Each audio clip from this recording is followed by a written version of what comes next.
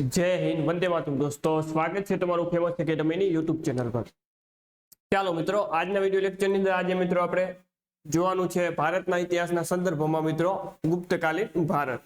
Okay હવે મિત્રો આપણે ધોરણ 11 જે ઇતિહાસનું પાઠ્યપુસ્તક છે તેમાં આગળ વધી રહ્યા છીએ અને આજના જે વિડિયો લેક્ચરમાં મિત્રો જે આપણે જોવાના છીએ તે ધોરણ 11 નું જે એક ચેપ્ટર છે આપણે જે ભણવાના છીએ ગુપ્તકાલીન ભારત। આગળના દરેક ચેપ્ટર આપણે જોઈ ચૂક્યા છીએ, જો તમે તે ના જોયા હોય તો અવશ્ય જોઈ લેજો। ઓકે ચેપ્ટર 1 થી આપણે ચાલુ કર્યું છે પ્રાચીન ભારતનો ઇતિહાસ જાણવાના સાધનો, અને ત્યાંથી કરીને આજે આપણે જોવાના છીએ ગુપ્તકાલીન ભારત। તો આ વિડિયો લેક્ચરની અંદર ટોટલ આપણે બે જે ચેપ્ટર છે કવર કરવાના છીએ। એક છે મિત્રો ગુપ્તકાલીન ભારત અને આના પછીનું જે સમય છે હર્ષવર્ધન। ઓકે હર્ષવર્ધન કાલીન સમાજ અને સંસ્કૃતિનું જે ચેપ્ટર છે તે પણ આપણે જોવાના છીએ। તો ચાલો મિત્રો શરૂઆત કરીએ। गुप्त युग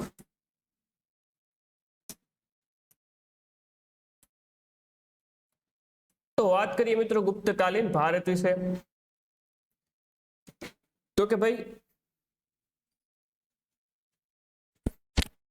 तो बात करिए मित्रों એવું કહેવામાં આવે છે કે ભાઈ અભિલેખો પ્રમાણે જોવા જઈએ તો જે ગુપ્ત યુગ છે તો આ ગુપ્ત યુગની સ્થાપના કોના દ્વારા કરવામાં આવે છે? તો કે ભાઈ श्रीगुप्त द्वारा। आ श्रीगुप्त द्वारा गुप्त वंशની સ્થાપના કરવામાં આવે છે। ઓકે સૌપ્રથમ મિત્રો આપણે એની થોડી ઘણી વંશાવલીની પણ જે છે તો ચર્ચા કરીએ। તેના રાજાઓનો ક્રમ મિત્રો આપણે એકવાર જોઈ લઈએ। મિત્રો સૌપ્રથમ આવે છે ગુપ્ત યુગનો સ્થાપક એવા શ્રીગુપ્ત। કોણ આવે છે? શ્રીગુપ્ત। આ શ્રીગુપ્ત દ્વારા શું કરવામાં આવે છે? તો કે ભાઈ ગુપ્ત વંશની શું કરવામાં આવે છે? સ્થાપના કરવામાં આવે છે।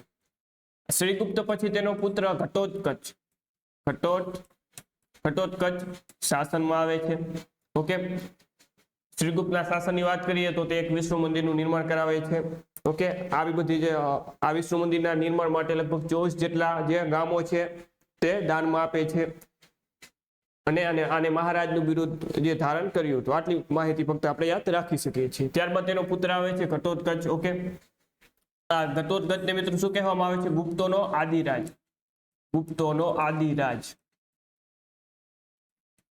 ગુપ્તોના આદિરાજ તરીકે કોને ઓળખવામાં આવે છે? તો કે ભાઈ ઘટોત્કચને। ઓકે ઘટોત્કચને ઓળખવામાં આવે છે અને આને પણ તેમના પિતાની જેમ જ મહારાજનું બિરુદ ધારણ કર્યું હતું। અને તેના પછી મિત્રો ઘટોત્કચ પછી તેનો પુત્ર આવે છે ચંદ્રગુપ્ત પ્રથમ।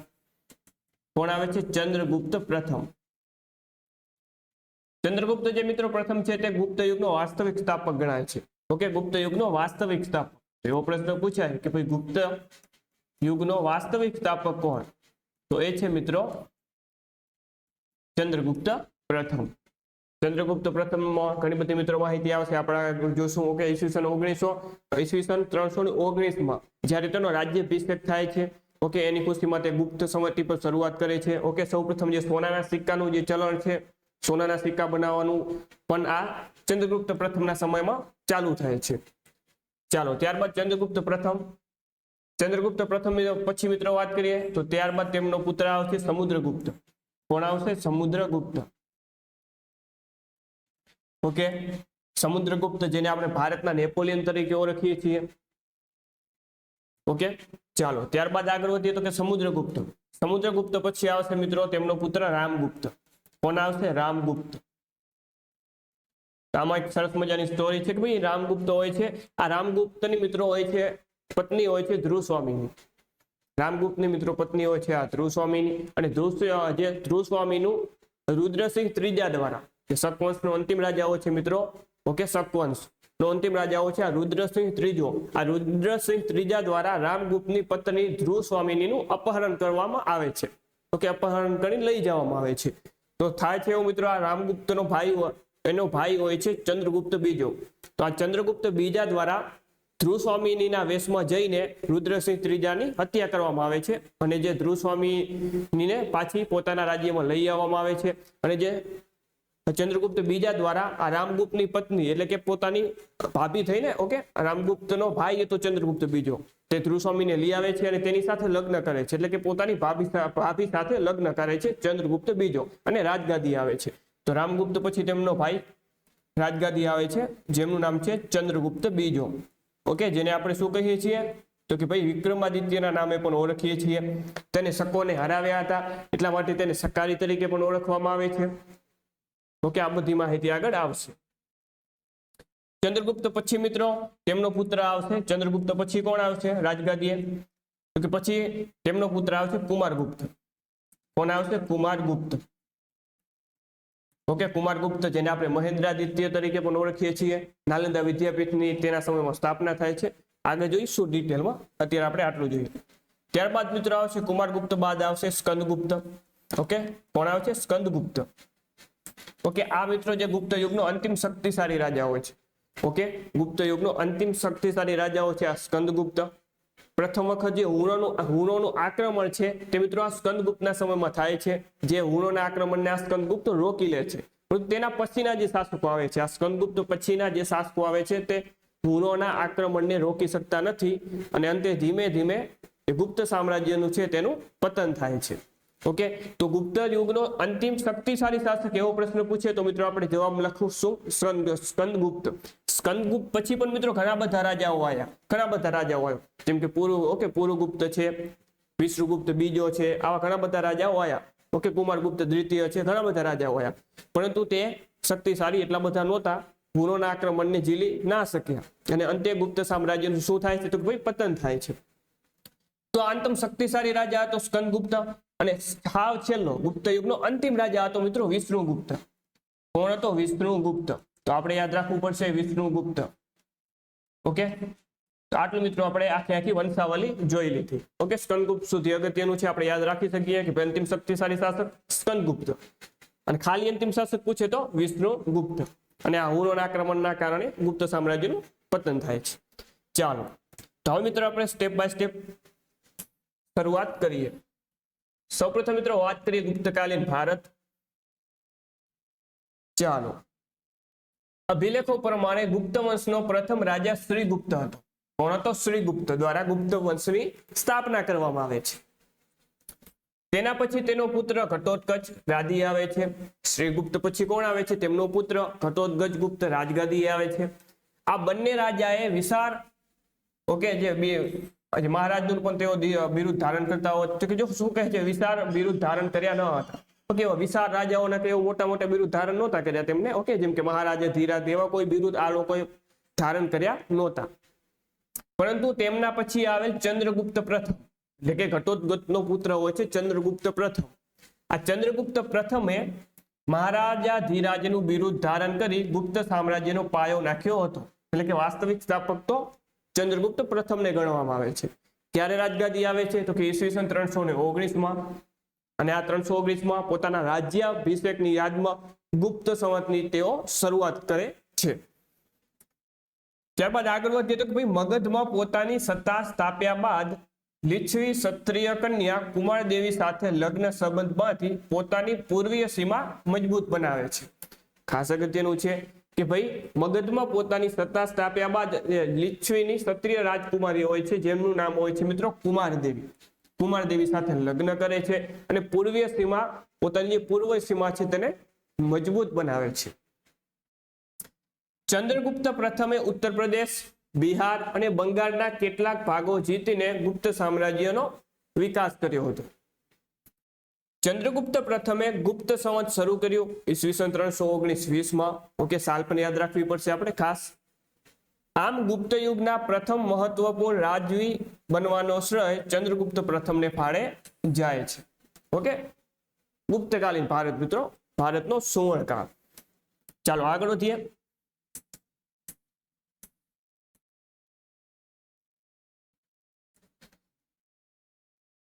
તો આ મિત્રો ચંદ્રગુપ્ત પ્રથમ અને ચંદ્રગુપ્ત પ્રથમ બાદ તેમનો પુત્ર સમુદ્રગુપ્ત રાજગાદી આવે છે ઈસવીસન 330 થી કરીને ઈસવીસન 376 દરમિયાન. તો કે સમુદ્રગુપ્તનો ઇતિહાસ આપણને અલ્હાબાદના અશોક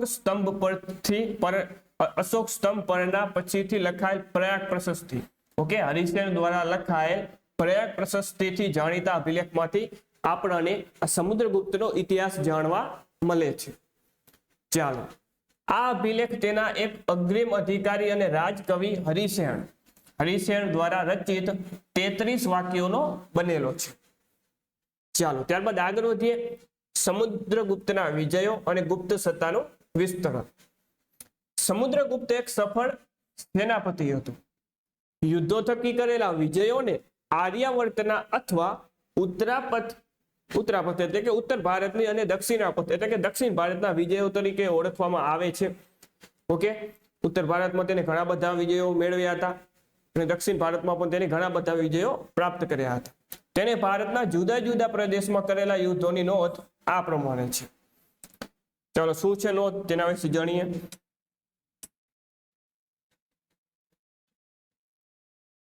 તો સૌપ્રથમ જાણીએ આર્યાવર્ત એટલે કે ઉત્તરાપથના યુદ્ધો. તો સમુદ્રગુપ્તના આ વિજયો વિશે કવિ હરિસેન રચિત સ્તંભલેખ પ્રયાગ પ્રશસ્તિમાં વિસ્તૃત માહિતી પ્રાપ્ત થાય છે. તેમના જણાવ્યા અનુસાર સમુદ્રગુપ્તે આર્યાવર્તના 3 મહત્વના રાજાઓ પરાભવ કર્યા. તેને અચ્યુત, નાગસેન અને કુલજ નામના રાજાઓ ઉપર યુદ્ધ કરી તેમને જીતી લીધા. અહિછત્ર, ગ્વાલિયર અને કોટાના પ્રદેશમાં આવેલા રાજાઓને તેણે નમાવ્યા. ગંગાખીર અને તેની આસપાસના પ્રદેશોમાં રહેલી તમામ સત્તાઓને તેને હરાવી ગુપ્ત સામ્રાજ્યનો પ્રચાર પ્રસાર કર્યો. ઓકે, ત્યારબાદ આવે છે દક્ષિણ પથના યુદ્ધો એટલે કે દક્ષિણ ભારતના યુદ્ધો. સમુદ્રગુપ્તે દક્ષિણ પથના 12 રાજાઓને હરાવ્યા. દક્ષિણ પંથના કેટલા રાજાઓને હરાવ્યા? તો કે ભાઈ 12 રાજાઓને હરાવ્યા હતા. તેનો ઉલ્લેખ અલ્હાબાદના પ્રયાગ પ્રશસ્તિમાં આપણને પ્રાપ્ત થાય છે. તેને પ્રથમ રાજાઓને જીતી ત્યારબાદ તેમને મુક્ત કરી તેમની પાસેથી ખંડરી ગ્રહણ કરી.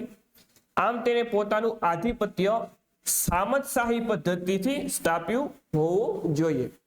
અને સમુદ્રગુપ્તને મિત્રો શું કહેવામાં આવે છે? ભારતના નેપોલિયન તરીકે ઓળખવામાં આવે છે. વિન્સેન્ટ આર્થર સ્મિથ દ્વારા તેમનું પુસ્તક છે. વિન્સેન્ટ આર્થર સ્મિથનું મિત્રો એક પુસ્તક છે જેનું નામ છે અર્લી હિસ્ટ્રી ઓફ ઇન્ડિયા. આ અર્લી હિસ્ટ્રી ઓફ ઇન્ડિયામાં સમુદ્રગુપ્તને ભારતનો નેપોલિયન કહેવામાં આવ્યો છે. ચાલો, ત્યારબાદ આગળ વધીએ.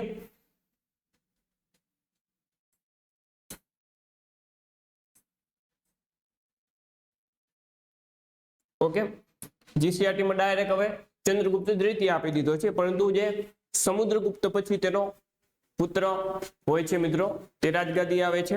અને ત્યારે રામગુપ્ત, સમુદ્રગુપ્તનો પુત્ર હોય છે રામગુપ્ત. અને રામગુપ્તની આપણે આગળ સ્ટોરી જોઈ કે ભાઈ રામગુપ્તની પત્ની હોય છે ધ્રુવસ્વામિનીનું રુદ્રસિંહ ત્રીજા દ્વારા અપહરણ કરવામાં આવે છે. ત્યારે આ જે રામગુપ્તનો ભાઈ હોય છે, ઓકે, આ ભાઈ હોય છે ચંદ્રગુપ્ત બીજો. આ ચંદ્રગુપ્ત બીજો ધ્રુવસ્વામિનીને પાછી લઈ આવે છે રુદ્રસિંહ ત્રીજાને હરાવીને. અને ઓકે, અને જે રામગુપ્તના સ્થાને પોતે રાજગાદી આવી જાય છે અને ધ્રુવસ્વામિની પોતાની ભાભી ધ્રુવસ્વામિની સાથે લગ્ન કરે છે. ચાલો, હવે જોઈશું મિત્રો આપણે ચંદ્રગુપ્ત દ્વિતીય એટલે કે વિક્રમાદિત્ય. ઓકે, સકારી તરીકે પણ ઓળખાય છે કારણ કે શક વંશના અંતિમ રાજા રુદ્રસિંહ ત્રીજાને હરાવે છે. ઓકે, શકોનું જે ગુજરાતમાં 400 વર્ષ સુધી જે 400 વર્ષનું જે શાસન હોય છે તેનો અંત આ ચંદ્રગુપ્ત બીજા દ્વારા કરવામાં આવે છે. એટલા માટે તેને સકારી તરીકે પણ ઓળખવામાં આવે છે. અને ગુપ્ત યુગનો જે સુવર્ણકાળ છે, જેને આપણે ભારતના સુવર્ણકાળ તરીકે ગુપ્ત યુગને ઓળખીએ છીએ, તો કયા રાજાનો સમય સુવર્ણકાળ તરીકે ઓળખાય છે? તો એમાં પણ મિત્રો જવાબ આવશે ચંદ્રગુપ્ત બીજો વિક્રમાદિત્ય. ચાલો આગળ વધીએ. તો ભાઈ ગુપ્ત અભિલેખો અનુસાર ચંદ્રગુપ્ત દ્વિતીય સમુદ્રગુપ્તના ઉત્તરાધિકારી તરીકે ગાદી પર આવ્યો. કેટલાક સાહિત્યિક સ્ત્રોતોમાં તેમજ સિક્કાઓમાં એક અન્ય રાજા રામગુપ્તનો ઉલ્લેખ થયો છે. ઓકે, રામગુપ્તનો ઉલ્લેખ પણ થયો છે. મહાન સંસ્કૃત નાટ્યકાર વિશાખા દત્તના નાટક દેવી ચંદ્રગુપ્તમાં ચંદ્રગુપ્ત બીજાએ રામગુપ્તની હત્યા કરી હતી અને ગાદી પર બેઠો હોવાનો ઉલ્લેખ સ્પષ્ટ મળે છે. ઇતિહાસકારોના મત મુજબ ચંદ્રગુપ્ત બીજાનો મોટો ભાઈ રામગુપ્ત ગાદી પર બેઠો અને શક રાજા સામે હાર્યો હતો. ચાલો આગળ વધીએ. રાજ્યને બચાવવા પોતાની રાણી ધ્રુવસ્વામિનીને તે શકોને હવાલે કરવા તૈયાર થયો. આ બાબતે ગુપ્ત રાજ્ય માટે અપમાન સમાન હતી. ઓકે, આપણે આખી સ્ટોરી જોઈ એ મુજબ જ અહીં લખેલું છે. ગુપ્તોનું ગૌરવ આ ઘટનાથી ખરકાયું હતું. ધ્રુવસ્વામિનીને લઈ ગયા. ગુપ્તોનું ગૌરવ સ્વાભાવિક વસ્તુ છે, દુભાયું.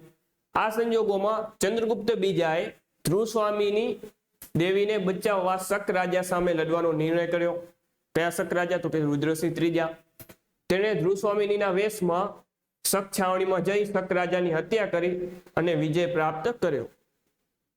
ત્યાર પછી મંત્રીમંડળની ઈચ્છા અનુસાર પોતાના ભાઈ રામગુપ્તની હત્યા કરીને ભાભી ધ્રુવસ્વામીની સાથે શું કર્યા? લગ્ન કર્યા. કાવ્ય મીમાંસા અને હર્ષચરિતમાં પણ આ ઘટનાનો ઉલ્લેખ કરેલો છે.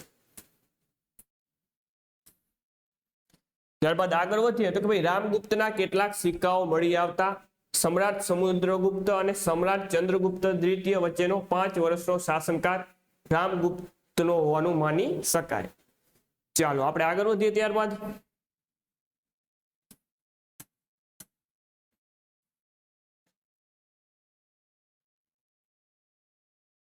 ચાલો સંકટમાં મુકાયેલ ગુપ્ત સામ્રાજ્યને ઉગારીને વિશાળ સત્તા બનાવવાનું શ્રેય ચંદ્રગુપ્ત બીજાને થારે જાય છે.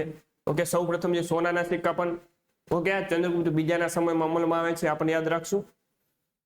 તેમાં જે છે ચાલો તેને નાગવંશીઓ સાથે લગ્ન સંબંધોમાં ત્યાં રાજકુંવરી કુબેર નાગા સાથે તેને લગ્ન કર્યા હતા.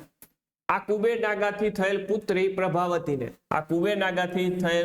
હોય છે મિત્રો પ્રભાવતીને વાકાટક રાજા રુદ્રસેન બીજા સાથે પરણાવવામાં આવી હતી. ઓકે, તેમને પુત્રી થાય છે કુબેર નાગાથી, તેમને એક પુત્રી થાય છે જેનું નામ હોય છે પ્રભાવતી, અને આ પ્રભાવતીને વાકાટક રાજા રુદ્રસેન બીજા સાથે પરણાવવામાં આવે છે. ચાલો તેને ગુજરાતના શક રાજા રુદ્રસેન ત્રીજાને હરાવી શક રાજ્યને ગુપ્ત સામ્રાજ્યમાં જોડી દીધું. પશ્ચિમ ભારતમાં શક સત્રપ રાજ્યનો અંત આણી સકારી બિરુદ પ્રાપ્ત કર્યું. ગુજરાત, સૌરાષ્ટ્ર, પશ્ચિમ માળવાના વિશાળ પ્રદેશ આ વિજયથી ગુપ્ત સામ્રાજ્યમાં ભળ્યા હતા. આ વિજયની યાદમાં તેને સિંહ વિક્રમ ઉપાધિ ધારણ કરી હતી. કઈ ઉપાધિ? સિંહ વિક્રમ. ચાલો ત્યારબાદ આગળ વધીએ તો કે ભાઈ સાંચી પાસે આવેલ ઉદયગીરી ગુફામાં 2 અભિલેખોમાં તેના લશ્કરી વિજયોનો ઉલ્લેખ છે. એક અભિલેખમાં તેને સમગ્ર પૃથ્વી જીતવાનો અભિલાષી પણ કહેવામાં આવ્યો છે. ચાલો આગળ વધીએ.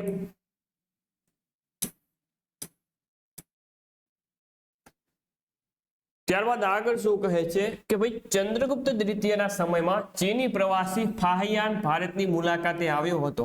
ઓકે, ચંદ્રગુપ્ત બીજાના સમયમાં ચીની પ્રવાસી મિત્રો ફાહિયાન આવ્યો હતો, ખાસ અગત્યનું છે.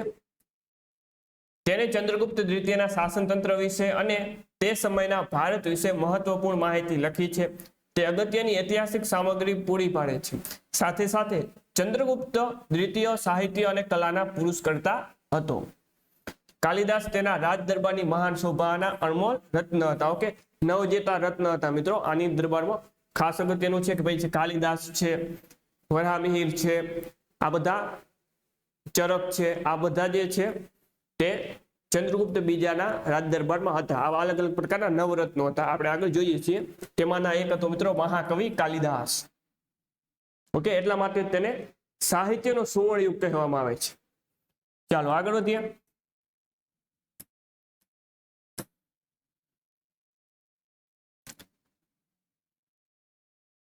ત્યારબાદ આવે છે મિત્રો કુમારગુપ્ત પ્રથમ. ચંદ્રગુપ્ત દ્વિતીયનો ઉત્તરાધિકારી તેનો પુત્ર કુમારગુપ્ત હતો.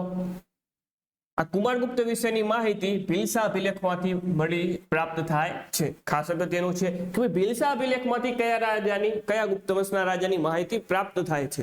ભીલસા અભિલેખમાંથી કુમારગુપ્ત વિશેની આપણને માહિતી પ્રાપ્ત થાય છે.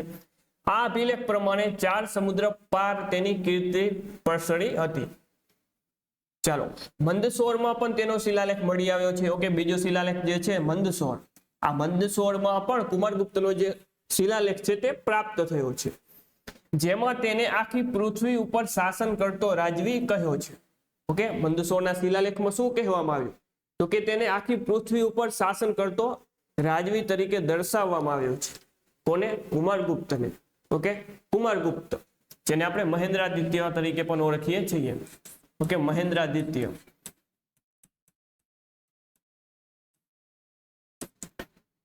ચાલો દામોદરપુર તામ્રપત્રમાં દામોદરપુર પૂર્ણ તામ્રપત્રમાં તે મહારાજા ધીરાજ તરીકે ઓળખાય છે. ભારતના મધ્ય અને પશ્ચિમ ભાગોમાંથી તેના અભિલેખો અને સિક્કાઓ મોટા પ્રમાણમાં મળી આવ્યા છે. મગધ, બંગાળ અને ગુજરાત તેના શાસનમાં મુખ્ય કેન્દ્રો હતા. અને હજી મિત્રો એક કુમારગુપ્ત. મિત્રો કુમારગુપ્તના સમયમાં શેની સ્થાપના થાય છે? તો કોઈ અગત્યની વિદ્યાપીઠ એટલે કે નાલંદા વિદ્યાપીઠની પણ સ્થાપના મિત્રો, નાલંદા વિદ્યાપીઠની જે સ્થાપના છે તે કોના સમયમાં થાય છે? તો કે ભાઈ એ પણ કુમારગુપ્તના સમયમાં થાય છે. ચાલો આગળ વધીએ.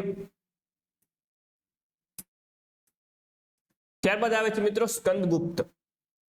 સ્કંદગુપ્ત કુમારગુપ્ત બાદ ગુપ્ત સામ્રાજ્યનો ઉત્તરાધિકારી અને છેલ્લો શક્તિશાળી રાજા સ્કંદગુપ્ત રાજગાદીએ આવે છે. કોણ આવે છે? સ્કંદગુપ્ત.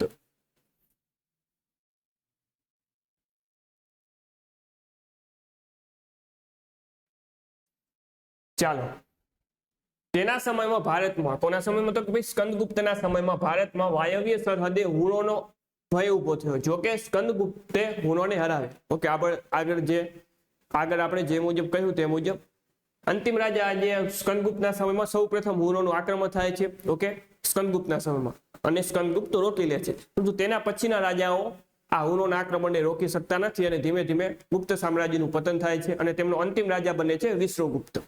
ચાલો, જુનાગઢમાંથી તેનો શૈલ્યલેખ મળી આવ્યો છે. આપણને ખબર છે કે ભાઈ જે સ્કંદગુપ્તનો જે શિલાલેખ છે તે જુનાગઢમાંથી આપણને પ્રાપ્ત થયો છે.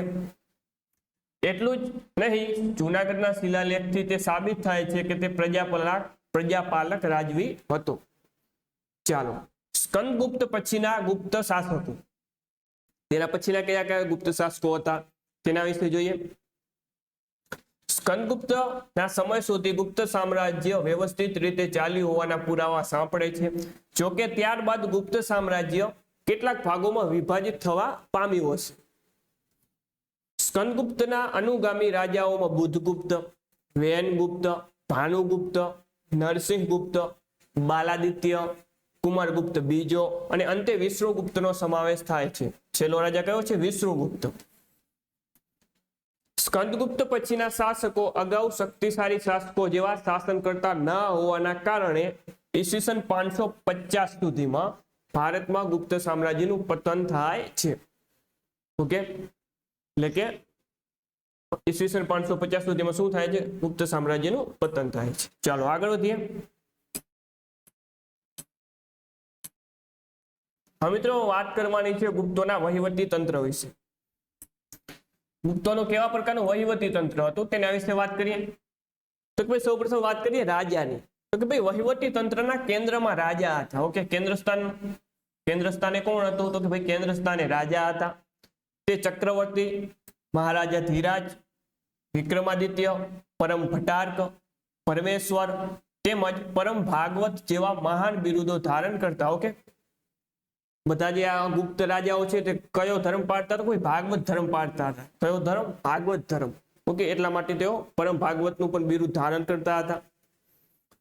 ગુપ્ત સામ્રાજ્યમાં રાજાના દૈવી અધિકારોને સ્થાન મળેલું છે. અલ્હાબાદ પ્રશસ્તિમાંથી તેમના વહીવટી વિશેની માહિતી પ્રાપ્ત થાય છે. વાત કરીએ મંત્રી પરિષદ અને અધિકારીઓ. મંત્રી પરિષદ અને અધિકારીઓ. રાજાને મદદ કરવા માટે એક મંત્રી પરિષદ રહેતી હતી. મોટે ભાગે મંત્રીપદ વારસાગત હતું. કેવું હતું? મંત્રીપદ વારસાગત હતું. મુખ્ય ન્યાયાધીશ મહાદંડનાયક તરીકે ઓળખાતો. જે મુખ્ય ન્યાયાધીશને કયા નામે ઓળખવામાં આવતું ગુપ્ત યુગ દરમિયાન? તો કે ભાઈ મહાદંડનાયક. મુખ્ય ન્યાયાધીશ છે તેને મહાદંડનાયક તરીકે ઓળખવામાં આવતો. કયા નામે? મહાદંડનાયક. પ્રાંતમાં ન્યાય આપવાનું કાર્ય ઉપરીક અને જિલ્લામાં વિષયપતિને સોંપવામાં આવતું. ચાલો આગળ વધીએ. ગામમાં મુખી સામાન્ય કિસ્સાઓમાં ન્યાય આપતા. ચીની પ્રવાસી ફાહિયાનના મત પ્રમાણે ગુપ્ત સામ્રાજ્યમાં મૃત્યુદંડની સજાનો અભાવ હતો. ઓકે, મૃત્યુદંડની સજા ના આપવામાં આવતી. ઓકે, નોર્મલ સજા આપવામાં આવતી હશે એવું માની શકાય. રાજમહેલના રક્ષકોના વડાને મહાપ્રતિહાર કહેવાતા. જે રાજમહેલના રક્ષકોના જે વડા હોય ને કયા નામે ઓળખવામાં આવતા? તો ભાઈ મહાપ્રતિહાર. રાજ્યમાં થતા સમારોહો અને રાજમહેલના કાર્યક્રમોની વ્યવસ્થા સ્થપતિપાલ નામનો અધિકારી કરતો. દૂતક ગુપ્તચર તંત્ર સાથે સંકળાયેલ અધિકારી હતો. ક્લિયર? ચાલો આગળ. ત્યારબાદ વાત કરીએ લશ્કરની. કેવા પ્રકારનું લશ્કર હતું? તો કે ભાઈ રાજા સર્વોચ્ચ લશ્કરી વડો હતો. જે લશ્કરનો સર્વોચ્ચ વડો કોણ હતો? તો કે ભાઈ રાજા હતો. તે વિશાળ સૈન્ય રાખતો હતો. તેની પાસે વિશાળ સૈન્ય સેનાઓ રહેતી. ગુપ્ત સામ્રાજ્યમાં યુદ્ધ મંત્રીને સંધિ વિગ્રહ કહેવામાં આવતો. યુદ્ધ મંત્રીને કયા નામે ઓળખવામાં આવતો ગુપ્ત શાસન દરમિયાન? તો કે ભાઈ સંધિ વિગ્રહક. સંધિ વિગ્રહક. તેના હાથ નીચે મહાબલાધિકૃત નામનો લશ્કરી વડાનો ઉલ્લેખ મળે છે. જે લશ્કરના વડા છે, લશ્કરના વડાને કયા નામે ઓળખવામાં આવતો? તો કે ભાઈ મહાબલાધિકૃત. મહાબલાધિકૃત. હાથીઓની સેનાના વડાને પીલુપતિ. ખાસ અગત્યનું છે મિત્રો, જે હાથીઓની સેનાનો વડો છે તેને પીલુપતિ નામે ઓળખવામાં આવતો. પીલુપતિ. અશ્વદળના વડાને અશ્વપતિ. જે અશ્વદળના વડાને અશ્વપતિ અને પાયદળના વડાને નરપતિ કહેવામાં આવતા. લશ્કરને રોકડમાં પગાર આપવામાં આવતો. રોકડમાં વહીવટ થતો હતો. એક વિશિષ્ટ અધિકારી રણ ભાંડાગારિક નામનો જોવા મળે છે. ચાલો આગળ વધીએ. ગુપ્તકાલીન સાહિત્ય. ગુપ્તકાલીન સાહિત્યની મિત્રો ચર્ચા કરવાના છે અહીં મિત્રો. સાહિત્યનો મિત્રો સુવર્ણકાળ હતો એ સમય દરમિયાન, કારણ કે કાલિદાસ જેવા મહાકવિ થઈ ગયા. ચાલો, સાહિત્ય ક્ષેત્રે ગુપ્તકાળ કેવો હતો? સુવર્ણકાળ હતો. રામાયણ, મહાભારત, પુરાણો વગેરે હિન્દુ ધર્મના મહત્વપૂર્ણ ગ્રંથો ગુપ્તકાળમાં જ પૂર્ણ થયા હતા. એટલું જ નહીં, વિષ્ણુના અવતાર તરીકે રામ અને કૃષ્ણનું મહત્વપૂર્ણ સ્થાન ગુપ્તકાળમાં જોવા મળે છે. પુરાણોનું સર્જન ખાસ કરીને આ કાળમાં થયું. પુરાણોમાં દેવી દેવતાઓની કથાઓ, કર્મકાંડો, વ્રતો, પૂજા પદ્ધતિઓ, તીર્થયાત્રાઓ જેવી હિન્દુ ધર્મ સાથે સંકળાયેલી બાબતોનું વિવરણ જોવા મળે છે. આ સિવાય વાત કરીએ તો કે ભાઈ વિષ્ણુ પુરાણ, વાયુ પુરાણ, મત્સ્ય પુરાણ, ગરુડ પુરાણ વગેરે વિષ્ણુ સાથે સંકળાયેલ પુરાણની રચના આ કાળમાં થઈ. થઈ. તો શિવ સાથે સંકળાયેલ પુરાણોમાં અગત્યના શિવ પુરાણની રચના પણ ગુપ્ત કાળમાં થઈ હતી. તો ખાસ અગત્યનું છે.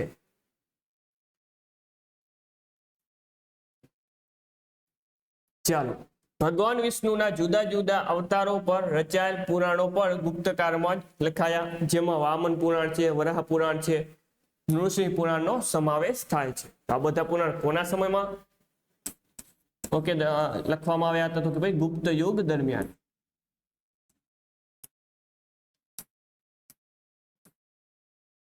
ત્યારબાદ આગળ વધીએ તો કે ભાઈ સંસ્કૃત ભાષામાં મહત્વપૂર્ણ સાહિત્ય રચનાઓ આ કાળમાં થઈ. સંસ્કૃત સાહિત્યના મહાનતમ કવિ કાલિદાસ 5મી સદીમાં. કઈ સદીમાં? કાલિદાસ 5મી સદીમાં ચંદ્રગુપ્ત દ્વિતીયના દરબારની શોભા હતા. ભારતમાં જ નહીં, સમગ્ર વિશ્વમાં તેમનું સાહિત્ય ક્ષેત્રે નામ જાણીતું છે. ચાલો, વિશ્વની અનેક ભાષાઓમાં તેમના સાહિત્યના અનુવાદો થયા છે. તેમની પ્રમુખ રચનાઓમાં મેઘદૂતમ, અભિજ્ઞાન શાકુંતલમ, રઘુવંશ, કુમાર સંભવમ તેમજ ઋતુસંહારનો સમાવેશ થાય છે. તેમની રચનાઓ સંસ્કૃત ભાષાનો ઉત્તમ પ્રયોગ જોવા મળે છે. કાલિદાસ સિવાય અન્ય મહત્વપૂર્ણ સંસ્કૃત સાહિત્યકાર શુદ્રક અને વિષાદક હતા. તેમના અનુક્રમે મુછ કટિકમ તથા મુદ્રા રાક્ષસની રચના કરી છે, જે પણ ખૂબ પ્રખ્યાત હતા. મુછ કટિકમના રચયિતા કોણ છે? તો કે શુદ્રક છે. અને મુદ્રા રાક્ષસના રચયિતા કોણ છે? વિશાખ દત્ત. ગુપ્તકાલીન કલા. કેવા પ્રકારની મિત્રો કલા હતી ગુપ્ત યુગ દરમિયાન? મંદિર નિર્માણની મહત્વપૂર્ણ શરૂઆત પણ ગુપ્તકાળમાં જ થઈ. ઉત્તર ભારતમાં મંદિર સ્થાપત્ય કલાને નાગર શૈલી તરીકે ઓળખવામાં આવે છે. ઉત્તર ભારતના મંદિર સ્થાપત્યની કલાને નાગર શૈલી તરીકે ઓળખવામાં આવે છે. દક્ષિણ ભારતની મંદિર સ્થાપત્ય કલાને દ્રવિડ શૈલી તરીકે ઓળખવામાં આવે છે. નાગર શૈલીના બે સુવિખ્યાત મંદિરો સર્વપ્રથમ ઉત્તર પ્રદેશના કાનપુરના ભીતર ગામમાં, કાનપુરના કયા ગામમાં? તો કે ભાઈ ભીતર નામના ગામમાં, અને ઝાંસીમાં દેવગઢ ખાતે મળી આવ્યા છે. આ બંને મંદિરો ક્રમશઃ ઈંટ અને પથ્થર દ્વારા બનેલા છે, જેના કેન્દ્રમાં ભગવાન વિષ્ણુ છે. ચાલો, ગુપ્તકાલીન મુદ્રા અને સિક્કાઓ કલાના મહત્વપૂર્ણ પુરાવા છે. તેના પર ગુપ્ત સમ્રાટોનું વર્ણન અને ચિત્રણ જોવા મળે છે. સમુદ્રગુપ્તના વીણા વગાડતા સોનાના સિક્કા ગુપ્તકાળમાં સંગીતનું મહત્વપૂર્ણ સ્પષ્ટ કરે છે. ઓકે, વીણા વગાડતા સિક્કા કોના? સમુદ્રગુપ્તના. ગુપ્ત રાજાઓ અશ્વમેઘ યજ્ઞની મુદ્રાઓ પણ પ્રચલિત કરી હતી, ખાસ કરીને વિષ્ણુ અને ભગવાન શંકરની. ચાલો, જે સમુદ્રગુપ્ત છે તેને 2 વખત અશ્વમેઘ યજ્ઞ પણ કરાવ્યો હતો.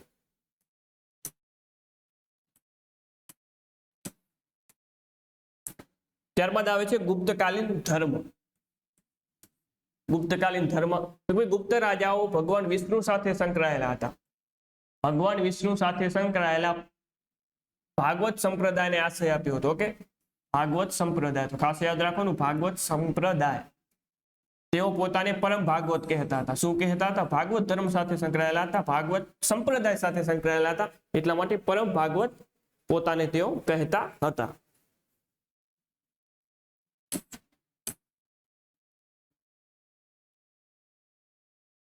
સાહિત્ય અને કલાની જેમ ગુપ્તકાળમાં વિજ્ઞાન ટેકનોલોજીનો ખાસો વિકાસ થયો હતો. ઓકે, વિજ્ઞાન ટેકનોલોજી પણ એ સમયમાં ખાસ વિકાસ થયો હતો. તો 5મી સદીમાં એક મહાન ખગોળ વિજ્ઞાની અને ગણિતજ્ઞ આર્યભટ્ટ થઈ ગયા. કઈ સદીમાં આર્યભટ્ટ થઈ ગયા? તો 5મી સદીમાં, જેમણે ભારતના ખગોળ વિજ્ઞાન પર આધારિત સર્વશ્રેષ્ઠ ગ્રંથ આર્યભટ્ટિયમની રચના કરી હતી.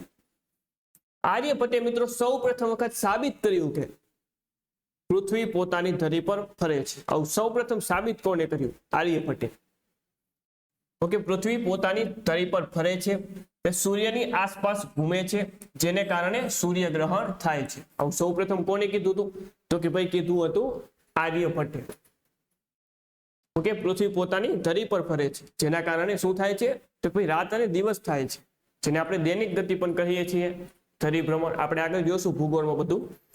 એટલું જ નહીં, તેમણે શૂન્યની શોધ કરી હતી. શૂન્યની શોધ પણ તેમણે કરી હતી અને દશાંશ પદ્ધતિનો પ્રથમ વખત પ્રયોગ કર્યો હતો.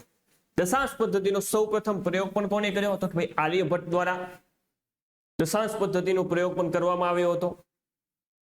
આમ ગણિત અને ખગોળના ક્ષેત્રે વિશ્વભરમાં તેમનું મહાન પ્રદાન રહ્યું છે. વરાહમિહિર પણ આ કાર્ય થયા. વરાહમિહિર પણ ગુપ્ત યુગમાં થઈ ગયા છે.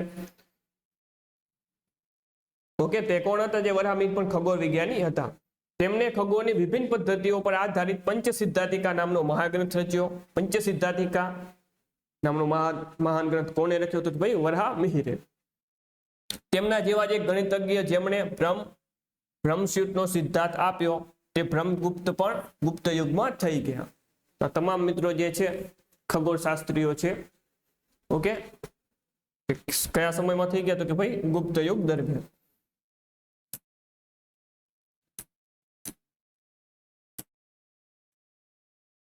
ત્યારબાદ વાત કરીએ ગુપ્ત સામ્રાજ્ય પછીનું ભારત. ઈસવીસન 6ઠી સદીમાં ગુપ્ત સામ્રાજ્યનું પતન થવાથી ભારતમાં નાના નાના રાજ્યોનો ઉદય થયો. ગુપ્ત આધિપત્યો નીચે રહેલા કેટલાક વંશોએ પણ પોતાને સ્વતંત્ર ઘોષિત કરી નવીન રાજ્યો ઉભા કર્યા. મોખરીઓ, મગધના ઉત્તરકાલીન ગુપ્તો, પુષ્યભૂતિઓ, વર્મનો, મૈત્રકો અને ગોંડ વગેરે પોતાના નવા જ રાજ્યો ઉભા કર્યા. આ પ્રકરણમાં આપણે તેના ઇતિહાસને સમજવાનો પ્રયત્ન કરીએ. ઓકે, ખાસ કરીને હર્ષવર્ધન, જેમને પ્રાચીન ભારતના છેલ્લા હિન્દુ રાજવી કહેવામાં આવે છે, તેના વિશે પણ આપણે માહિતી મેળવશું.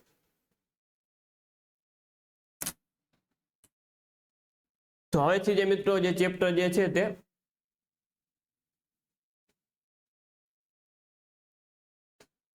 ગુપ્ત યુગ પછીનું જે ભારત છે તેનું મિત્રો હવે ચેપ્ટર આવશે. આ બધી માહિતી આપણે તેમાં મેળવવાના છીએ.